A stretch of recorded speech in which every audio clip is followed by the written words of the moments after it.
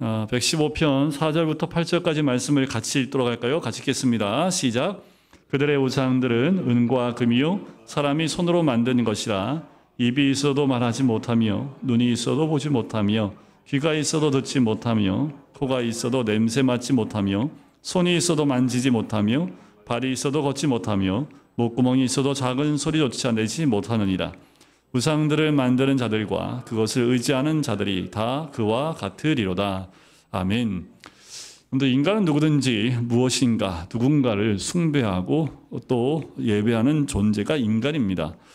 이것이 오늘 설교의 거의 첫 번째 핵심 또 명제이기도 한데, 예배 혹은 숭배 행위는 인간 안에 있는 어떤 갈망을 투영해요. 그런데 인간을 하나님이 창조하실 때 우리 인간이 창조된 인간에게 기본적인 갈망이 뭐냐면 하나님을 예배하는 겁니다. 하나님을 영화롭게 하는 것이 기본적인 우리 안에 주신 갈망입니다. 또 그렇게 살도록 만드셨지요. 하나님 안에서 만족하고 기쁨을 얻도록 하신 거예요. 근데 인간이 범죄함을 통해서 벗어났지요. 하나님을 떠났지요. 그런데도 여전히 남아있는 게 뭐냐면 이런 갈망입니다. 그러니까 하나님 외에 다른 것을 갈망하고 예배함으로써 자신의 행복을 추구하는 존재로 바뀌어버린 거예요. 그러니까 원래 창조된 우리의 심령 가운데 하나님을 예배하게끔 되어 있는데 하나님을 떠나버리니까 예배의 대상을 바꿔버린 겁니다. 우상을 그 자리에 넣게 된다는 거지요. 두 번째 명제가 있다면 인간은 자기가 예배하고 숭배하는 대상을 닮아간다라는 거예요. 오늘 본문에도 마지막 절에 그 내용이 나옵니다. 오늘 우리는 이 두 번째 명제를 좀 중심으로 말씀을 나누려고 해요. 우상을 만들고 그것을 의지하고 숭배하는 자들은 우상을 닮아갑니다. 물론 반대로 하나님을 정말 제대로 예배하는 사람은 하나님을 닮아가는 거지요. 자, 예수 그리스도의 제자들은 하나님을 예배하는 자들이고요. 하나님을 예배함으로써 하나님의 형상과 그 성품을 닮아가는 사람들입니다. 오늘 우리가 이걸 좀 깊이 생각해 보려고 해요. 예배는 예배하는 사람을 형성하고 빚어가요. 그러면 질문이 나옵니다. 예수 그리스도의 제자인 우리는 하나님을 진정으로 예배합니까? 라는 거지요. 그 예배를 통해 우리는 하나님의 성품으로 빚어가고 그분을 닮아가는 변화를 경험하고 있습니까? 라는 거예요. 자, 이렇게 물을 수도 있어요. 예배가 우리를 하나님의 형상으로 빚어가는 수단이라면 평생 예배를 드리면서도 변화되지 않는 사람은 또 어떻게 설명할 수 있을까라는 거지요. 자, 여기에 여러 가지 염려 대답할 수 있습니다. 우리 각자의 대답은 좀 이따가 뒤로 밀어놓고 초기 교회의 역사를 잠깐 살펴보면 앨런 크라이더라는 분은 초기 교회의 공동생활에 지속적으로 힘을 불어넣었던 근원 중에 하나가 예배였고 초기 교회 성도들의 삶의 방식을 형성하는 주요 수단이 예배였다고 이야기합니다. 자, 그렇다면 지금의 한국교회 예배는 어떻습니까? 예배에 대한 우리의 이해와 경험은 어떻게 초대교회와 같고 어떻게 다릅니까? 예배가 우리를 하나님의 형상으로 빚어내고 우리 안에 신자의 삶의 방식을 형성하지 못하고 있다면 그럼 문제는 어디에 있는 겁니까? 톰 라이트라는 분이 그리스도인의 미덕이라는 책에 이 내용에 대해서 이렇게 소개를 해요. 자, 우리는 애초에 왜 여기에 있는 것인가? 이에 대한 기본적인 대답은 우리가 여기 있는 이유는 타고난 하나님의 형상을 반영하는 진정한 인간이 되기 위함이고 그것이 예배 자리에 있는 거지요. 그것은 예배를 통하여 그리고 다른 넓은 의미의 선교를 통하여 이루어진다. 아울러 그것은 예수를 따르는 것을 통해 이룰 수 있다. 성령의 사역으로 인해 우리 안에 성품의 변화가 일어날 때 우리는 사실상 말씀을 지키게 될 것이다. 단 밖에서 부과한 의무 때문이 아니라 우리 속에 형성된 성품으로 인해 그렇게 할 것이다. 그리고 우리는 또한 마음이 이끄는 대로 행하고 진정한 삶을 살게 될 것이다. 단 평생 열심히 훈련받은 그 항공기 조종사와 같이 내면 깊숙이 형성된 변화된 성품이 작동하면 자발적인 결정과 행동으로 열매를 맺는 삶을 살 것이다. 당연하겠지요? 그리고 이 세상에서 우리가 직면하는 도전은 삶의 모든 영역에서 참신한 차세대 지도자들을 키우는 일, 곧 돈이나 권력에 대한 탐욕이 아니라 지혜와 섬김의 정신으로 성품이 다듬어진 인물을 기르는 일이다. 이게 예배 자리에 있는 모든 그리스도인들이 갖고 있는 모습이라는 거예요. 이런 사람들을 경건한 어른이라고 말하는데, 경건한 어른을 만드는 것은 끊임없는 자기 훈련보다 예배라고 말을 해요. 하나님의 형상을 반영하는 진정한 의미의 인간이 되는 것은 예배와 넓은 의미의 선교를 통해서라고 이 톰 라이트는 얘기하고 있는 거지요. 사실 우리는 이렇게 됨으로써 진정으로 하나님을 영어롭게 할 수 있고, 이것이 우리가 금강교회에 모였고 오늘 함께 예배하는 이유입니다. 자, 그렇다면 예배가 어떻게 예배하는 대상을 닮아가게 하는지를 살펴보겠습니다. 왜냐하면 우리가 하나님을 예배하면 하나님을 닮아간다라는 것을 우리가 확인하는 방법은 거꾸로 예배하는 대상을 닮아가는 것을 살펴봄을 통해서, 우리가 우상을 섬기면 우상을 닮아간다라는 것을 확인해 보면 거꾸로 우리가 예수님을, 하나님을 경배하면 하나님을 닮아간다는 것을 확인해 볼 수 있겠지요. 오늘 본문 말씀의 8절에 보면 우상들을 만드는 자들과 그것을 의지하는 자들이 다 그와 같으리로다. 이걸 세 번역으로 우리말 성경으로 번역하면 이렇게 말씀드려요. 우상을 만드는 사람들은 우상처럼 될 것이요, 우상을 의지하는 사람들도 그렇게 될 것이다. 그러니까 우상을 섬기면 그렇게 되는 거예요. 이 말씀을 이해하기 위해서 이사야 선지자를 불렀을 때, 부름받을 때 하셨던 말씀, 그것을 좀 볼 필요가 있습니다. 이사야 6장 9절과 10절인데요. 여호와께서 이르시되 가서 이 백성에게 이르기를 너희가 듣기는 들어도 깨닫지 못할 것이요 보기는 보아도 알지 못하리라 하여 이 백성의 마음을 둔하게 하며 그들의 귀가 막히고 그들의 눈이 감기게 하라. 염려하건대 그들의 눈으로 보고 귀로 듣고 마음으로 깨닫고 다시 돌아와 고침을 받을까 하노라 하시기로. 자, 선지자를 보내시면서요, 하나님의 백성이 들어도 깨닫지 못하고 보아도 알지 못할 것이라고 하시고 그들의 귀가 막히고 눈이 감기게 하라고 하십니다. 이 말씀을 어떻게 이해해야 될까라는 거예요. 선지자를 불렀는데 선지자로 하여금 말씀을 전해서 그들의 귀를 뚫어버리고 못 보는 눈을 열어주라 라고 말씀하신 게 아니라 오히려 고침받을까 하면서 이 말씀을 하신 이유가 뭘까? 그레고리 비일이라는 분은 구약 성경에서 이렇게 감각기관의 기능 장애에 대한 언급들이 나오는 경우는 일반적인 죄가 아니라요, 예외 없이 한 종류의 특별한 죄인데 곧 우상 숭배를 가리키는 경우라고 합니다. 즉 하나님의 심판이요, 그들의 눈과 귀가 감기고 다쳐서 하나님의 말씀을 알아들을 수 없게 하시는 거예요. 우상 때문에, 우상 숭배하는 것, 그것 때문에 그들의 귀와 눈을 가려버리신다는 거지요. 이것은 그들이 섬기는 우상의 형상을 그대로 반영하는 심판입니다. 오늘 본문에도 나오지만 우상은요, 눈이 있어도 못 봐요. 여러분들 돌하루방이 보는 돌하루방 있어요? 돌하루방 갔더니 저하고 악수를 해요? 돌하루방 했더니 귀를 쫑긋하는 돌하루방 봤습니까? 돌하루방 앞에서 절하고 있는 모든 사람은 다 뭐같이 된다고요? 돌하루방이에요. 오늘 말씀이 그 말씀이에요. 이사야서의 여러 곳에서요, 하나님 백성이 우상을 숭배함으로써 우상처럼 눈이 있어도 보지 못하고 귀가 있어도 듣지 못하는 허망한 존재들이 되었다고 말씀합니다. 그리고 그것은 우상 숭배에 대한 하나님의 심판이었습니다. 그래서 이사야 44장 9절과 18절 말씀에도 나와요. 우리 9절 말씀 같이 한번 읽어볼까요? 시작. 우상을 만드는 자는 다 허망하도다. 그들이 원하는 것들은 무익한 것이거늘 그것들의 증인들은 보지도 못하며 알지도 못하니 그러므로 수치를 당하리라. 18절입니다. 그들이 알지도 못하고 깨닫지도 못함은 그들의 눈이 가려서 보지 못하며 그들의 마음이 어두워져서 깨닫지 못함이니라.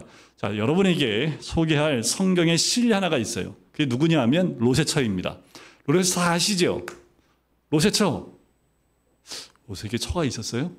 있었지요. 소돔과 고모라 그 사건 가운데 심판이 임할 때 롯과 함께 도망가다가 뭘 쳐다봤어요? 뒤로 돌아왔다가 뭐 됐어요? 소금 기둥이 되었습니다.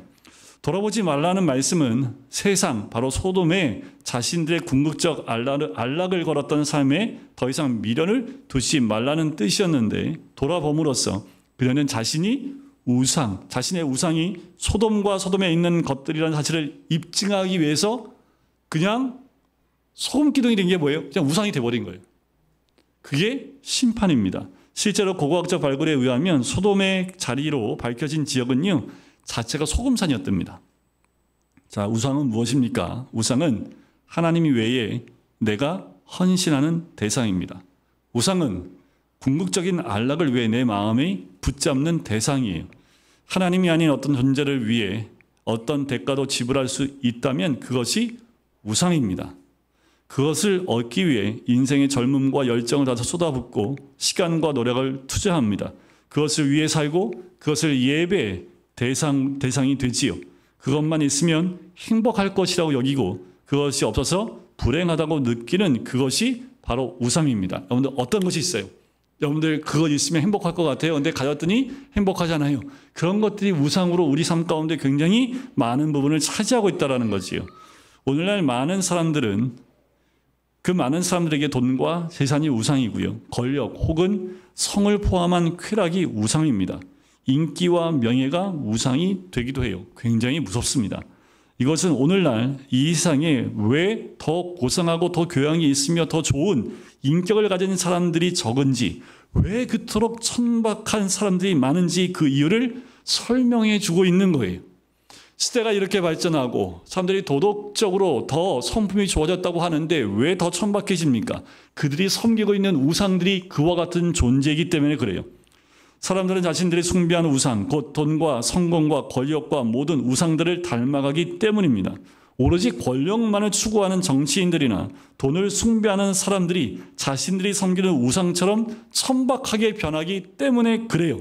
권력 자체는 하나님이 허락하신 것이지만 그 권력을 추구하게 되면 권력을 추구하는 그 사람들은 천박해질 수밖에 없습니다. 권력이 손에 들어오는 그 순간 그것을 고귀하고 정말 소중하게 쓰는 것이 아니라 그것을 천박하게 사용하고 있는 사람들의 모습을 봐요. 돈이요. 돈을 숭배해요. 돈을 많이 가지면 사람들이 더 거룩하게 되고 더 잘 섬기고 더 헌신하게 될 것 같습니까? 아니요. 그 돈은 그 사람을 더 천박하게 만들어 버린다는 거지. 우상 숭배자는 자기가 숭배하는 우상처럼 허망하게 변해갑니다. 그러나 사실 우리의 삶의 이유와 목적이 되고 우리 예배의 대상이 되실 분은 하나님 한 분밖에 안 계세요. 하지만 타락한 인간은 하나님을 더 이상 자기 삶의 이유로 삼거나 예배의 대상으로 섬기지 않습니다. 그리고 채워지지 않는 인간의 갈망은 무언가를 예배하지 않고는 살 수 없게 합니다. 그래서 우상이 존재하고 인간은 우상을 숭배할수록 점점 더 우상처럼 허망해지고 천박한 존재로 변해갑니다. 과거나 현재나 차이가 별로 없어요. 인간은 우상 숭배에 대한 하나님의 형벌입니다. 이런 우상 숭배자들, 죄인들에게는 외부로부터 주어지는 변화가 없다면 소망이 없어요. 내면으로부터 변화가 일어날 수 없습니다. 그러니까 어떻게 해요? 외부로부터 주어지는 변화가 필요한 거지요. 그래서 죄인에게 하나님께서 하시는 첫 번째 일은 그들의 눈을 열어 보게 하시는 거예요. 귀를 열어 듣게 하시는 겁니다. 예수님께서 당신께서 오신 이유를 이렇게 설명하십니다. 요한복음 3장 39절 말씀입니다. 예수께서 이르시되 내가 심판하러 이 세상에 왔으니 보지 못하는 자들은 보게 하고요. 보는 자들은 맹인이 되게 하려 함이라 하시니. 예수님은 보지 못하는 자들이 보게 하시려고 이 땅에 오셨습니다. 이것은 성령께서 죄인 안에서 행하시는 중생의 역사를 가리키는 거예요. 성령의 역사를 통해서 우리가 예수 그리스도를 믿음으로 나타나는 그 역사를 가리키는 거지요. 성령님께서 거듭남을 주시지 않으면, 즉 밖으로부터의 역사가 없다면 우상을 숭배하는 죄인에게는 소망이 없지요. 그래서 중생 곧 거듭남은 영적인 맹인이 눈을 떠서 하나님과 하나님의 영광을 보는 것에 종종 비유가 돼요. 그것이 사도행전 26장 18절입니다. 같이 한번 읽어볼까요? 사도행전 20장 18절입니다. 시작. 그 눈을 뜨게 하여 어둠에서 빛으로, 사탄의 권세에서 하나님께로 돌아오게 하고 죄의 사함과 나를 믿어 거룩하게 된 무리 가운데서 기업을 얻게 하리라. 이 말씀은 죄인이 얻은 구원에 대한 설명의 전형입니다. 사도 바울은 고린도 교회에도 이렇게 얘기하죠. 고린도후서 4장 6절입니다. 어두운 데에 빛이 비치라 말씀하셨던 그 하나님께서 예수 그리스도의 얼굴에 있는 하나님의 영광을 아는 빛을 우리 마음에 비추셨느니라. 중생은요, 듣는 것과도 관계가 있습니다. 그래서 요한복음 8장 47절에 보면 주님은 하나님께 속한 자는 하나님의 말씀을 뭐 한다고요? 듣나니 너희가 듣지 아니함은 하나님께 속하지 아니하였습니다. 자, 성령님께서요, 거듭남을 통하여 보지 못하는 눈을 열어 하나님을 보게 하실 뿐만 아니라 듣지 못하는 귀를 열어서 하나님 말씀을 듣게 하신다라는 거예요. 그런데 말씀이 들리는 것이 얼마나 큰 복인지 이유가 여기 있는 거예요. 구원받은 백성들은 말씀의 귀가 열립니다. 그리고 하나님을 보는 눈이 떠지게 되는 거예요. 하나님의 말씀이 들리는 사람은 우상 숭배자가 아닙니다. 그는 하나님께 속한 하나님의 자녀입니다. 여러분들, 말씀을 가까이 하고 말씀을 듣는 자리에 사모해야 될 이유가 여기에 있는 거예요. 여러분들, 말씀을 듣는 자리에 앉아있는데 말씀이 안 들려요. 그러면 여러분들 눈물을 흘리면서 하나님께 매어 달리셔야 합니다. 하나님 말씀이 안 들립니다. 하나님 말씀이 눈에 안 들어옵니다. 하나님 내 영혼을 깨워달라고 여러분들 정말 어느 때보다 더 심도 있게 더 붙들고 기도해야 될 때가 말씀이 들리지 않을 때입니다.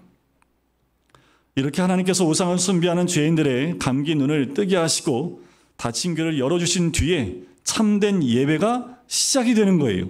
예배를 통해 그리고 하나님 말씀을 들음으로써 하나님의 영광의 광채를 보게 하시는 거예요.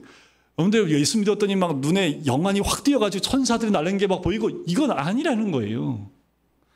하나님을, 예수 그리스도를 아는 빛, 하나님을 아는 빛, 그 예수의 얼굴을 깨달을 수 있고 예수님이 하나님의 어떤 문제를 깨달을 수 있는 빛이 보이기 시작하는 거지요. 이게 예수 믿는 자들의 변화된 모습입니다. 예배를 통해서 우리가 경험할 수 있는 거예요. 하나님의 영광의 광채를 보게 하시고 그 영광을 보면 볼수록 하나님의 형상으로 변화하게 하는 거예요. 그래서 예배에 목숨 걸려고 하는 이유가 여기 있는 거예요. 여러분들, 예배에 목숨 거셔야 예배 가운데 하나님의 그 광채를, 하나님의 역사신 하나님이 누군지를 깨달아 알기 시작하면 하나님의 형상으로 닮아가는 거예요. 그런데 예배 시간에 아무것도 없어요? 그럼 여러분들 집에 가서 통곡하셔야 합니다. 누구 문제인가? 목사 문제인가? 내 문제인가? 왜 예배 시간에 내가 하나님 못 만나나? 이거 가지고 여러분들이 정말 부여잡고 기도하셔야 되고 저를 붙들고 목살 잡고, 왜 목사님 나는 하나님을 왜 못 봤어 오늘 예배 때? 이러면서 여러분들 저하고 얘기하셔야 되는 거예요. 진정한 예배 가운데 가면 그 예배를 통해서 하나님의 형상을 닮아갈 수밖에 없다라는 거지. 성도는 예배 속에서 예배를 통해 자신이 예배하는 하나님의 형상으로 빚어지는 은혜를 입게 되는 거예요. 초대교회만 해도요, 여기에 목숨을 걸었습니다. 방법이 없거든요. 말씀이 있습니까? 적혀져 있는 말씀이 있어요? 없어요.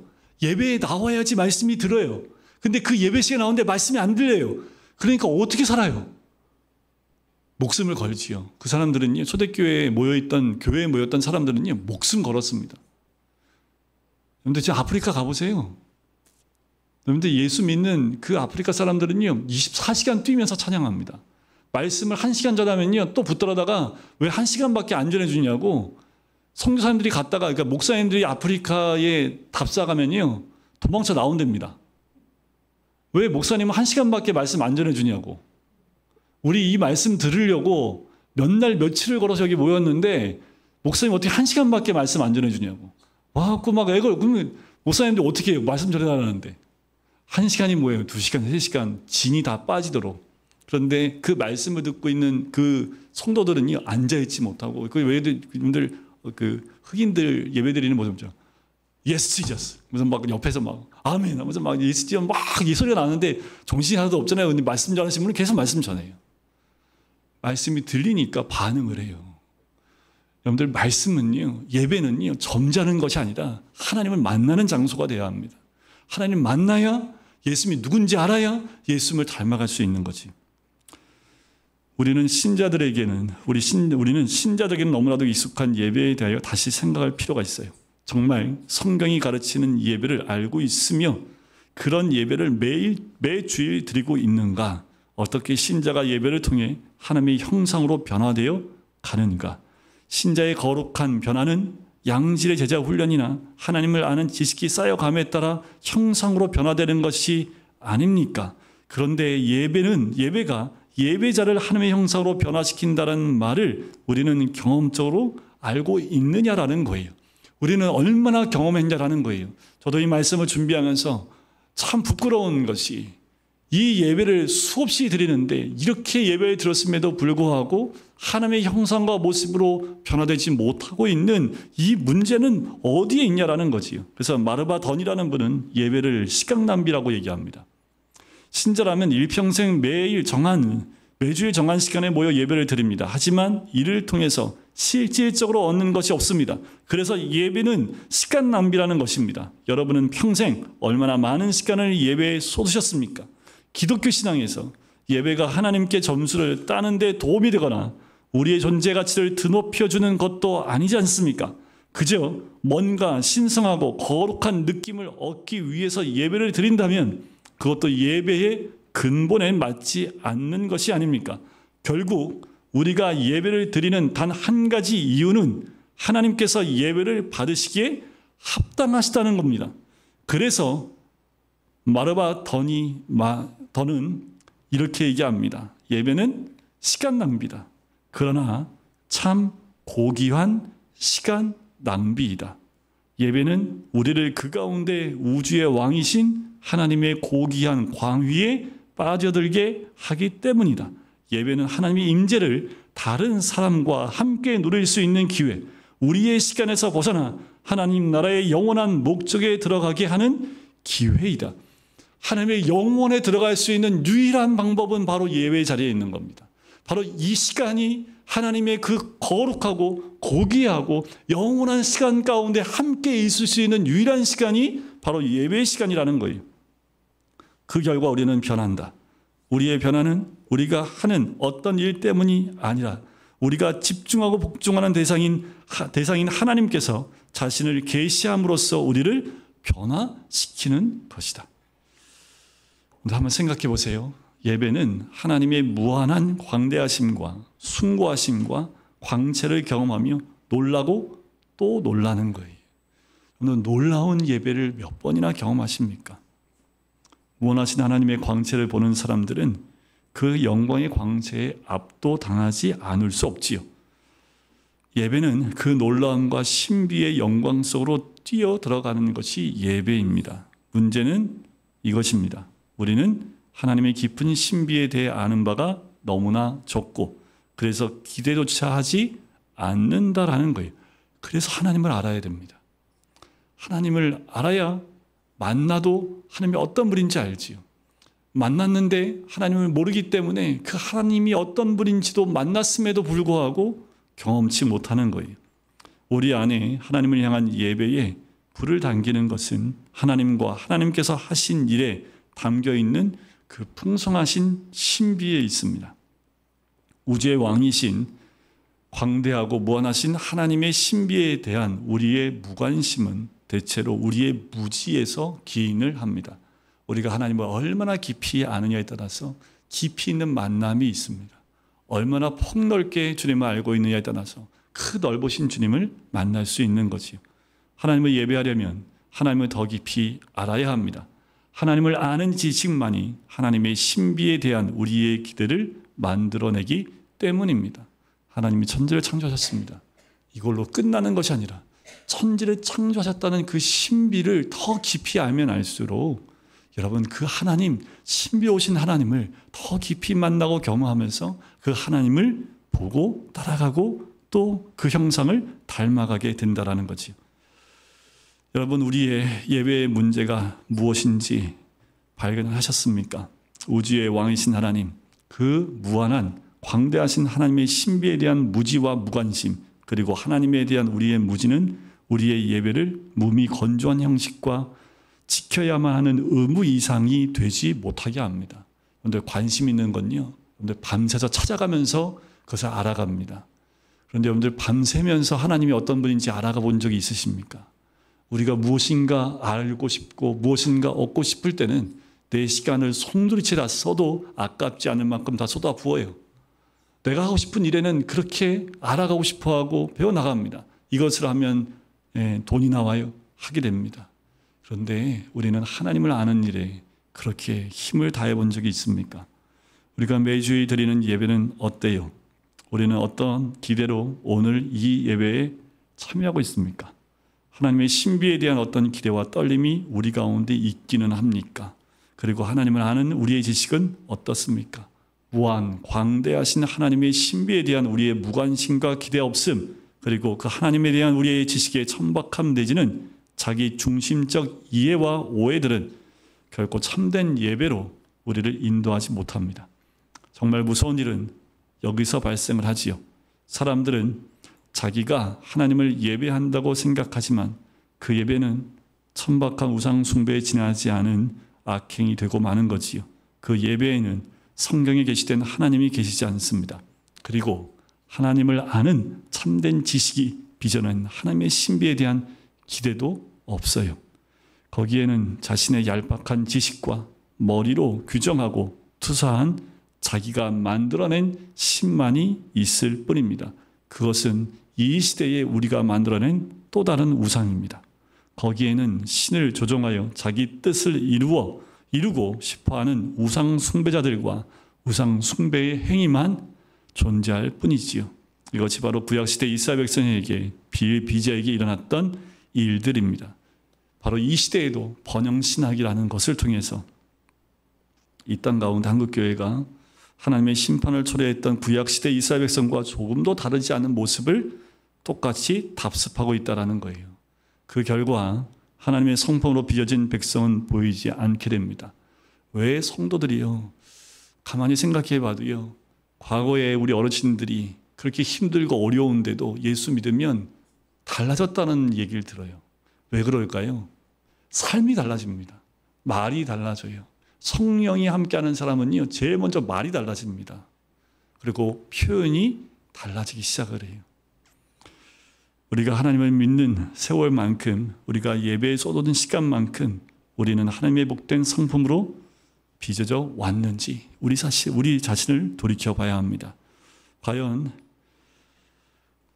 우리에게 소망이 있는지, 소망이 있다면 주님은 우리에게 이렇게 말씀하시지요.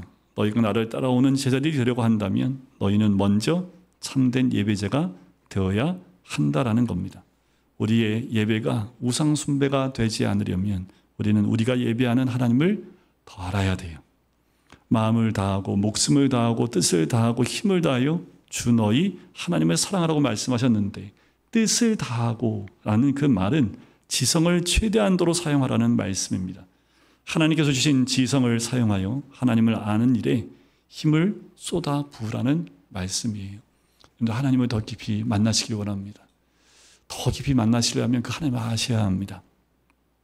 그때 우리 예배는 온전히 회복되고 우리는 하나님의 신비와 강위에 잠겨 경이로움과 사랑과 찬양으로 하나님을 예배하시게 될 것입니다. 마르바던이라는 그 분이 이런 말을 해요. 예배는 세상적인 관점에서 볼 때 완전한 시간 낭비가 아니라면 우상 숭배일 뿐이다. 진정한 예배란 하나님을 높이는 단 하나의 목적을 위해 하나님의 무한한 광휘에 완전히 잠기는 것이다. 그렇지 못한 예배는 우상 숭배일 뿐이다. 우리는 주님을 예배합니까? 그러면 그 예배를 통해서 주님을 닮아가는 거예요. 우리 하나님께 예배로 나갑니까? 그럼 우리는 하나님을 닮아가고 그 형상대로 회복되는 것이 우리들의 모습이어야 합니다. 우리는 이 시대에 주님을 따르는 제자들인 줄 믿습니다. 그렇다면 다시 한번 초대교회의 모습이 회복된다는 것은 예배를 통해서 변화되어지는 우리의 모습을 발견하는 거지요. 그래서 예배 끝나고 집에 가면 집에 있는 누군가가 나를 보고 야, 오늘 좀 뭐가 달라졌는데? 라는 말을 들을 수 있을 정도는 돼야겠지요. 여러분들 1000번 예배 드렸으면 1000번 바뀐 모습이 우리 삶 가운데 주님을 조금씩 닮아가는 모습으로 드러나길 원합니다. 그리고 우리 하나님에 대한 열망이 있었으면 좋겠어요. 하나님에 대한 갈망이. 왜요? 하나님을 그렇게 갈망하지 않으면 이미 다른 것에 여러분들 다 마음 뺏겨서 거기를 갈망하고 있습니다. 그 단지 주일날만 와서 하나님을 갈망하는 척하는 거예요. 하나님 다 아세요. 여러분, 주중에 하나님 만나고 싶은 간절한 마음으로 주일날 나오면 반드시 그분은 주를 만납니다. 그리고 변화가 있고 하나님의 형상이 회복되어지는 은혜를 누리게 될 줄 믿습니다.